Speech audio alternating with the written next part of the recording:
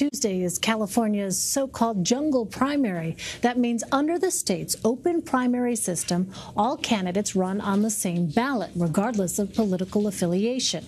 California is home to 7 districts won by Hillary Clinton in 2016 that are currently held by Republicans. Democrats are hoping to take as many of those seats as possible. But California's primary system may create headaches for the party. Here to discuss Tuesday's primary is Sacramento Bee political reporter Alexei Koseff. Alexei, thanks for joining us. Thanks for having me. So the format of this primary is getting a lot of attention. Explain why enthusiasm could be a problem for Democrats. Absolutely. So after the 2016 election, there was a big push in California immediately to win back 7 congressional districts that Hillary Clinton had won, but were still held by Republican congressmen.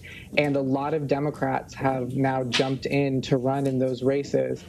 And some of them are open, some of them they're running against an incumbent.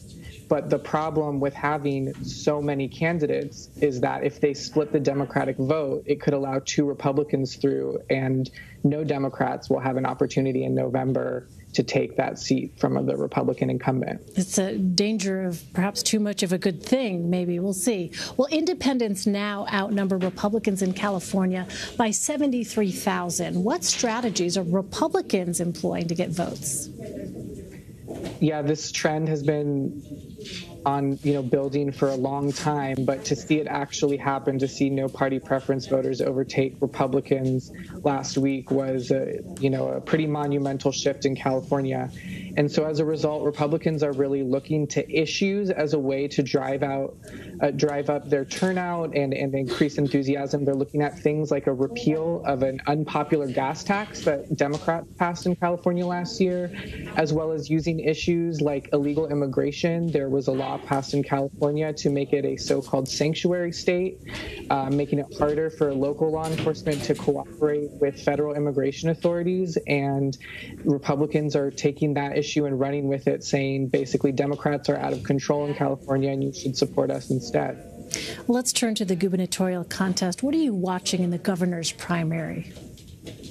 Well, here's another case of where the top 2 could be really interesting to watch, because Gavin Newsom, the Democratic Lieutenant Governor of California, seems to be far and away the favorite right now in terms of polling and fundraising. He seems like a lock to make it through the top 2, but there's kind of a competition going on right now between Republican businessman John Cox and the Democratic former mayor of Los Angeles, Antonia Villaraigosa, for that second spot. And there's been a tremendous amount of outside money, more than $20 million now, spent by charter school advocates to try and push Villaraigosa into the top 2 ahead of John Cox.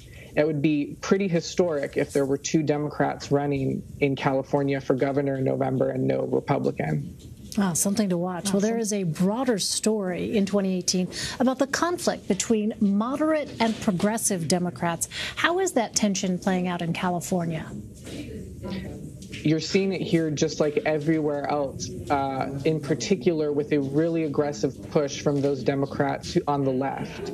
This state holds itself up as sort of a resistance to the Trump administration. They've sued countless times against laws that he's trying to pass. I mean, they want to hold themselves up as this, bulwark. And so any Democrat who activists don't consider to be liberal enough is getting challenged. And that includes at the very top of the ticket, Dianne Feinstein, now a quarter century as a senator for California, but she has a challenger from the left, the former Senate president of the California Senate, Kevin De Leon, who's basically said she's too willing to work with the Trump administration, and so we need to get rid of her.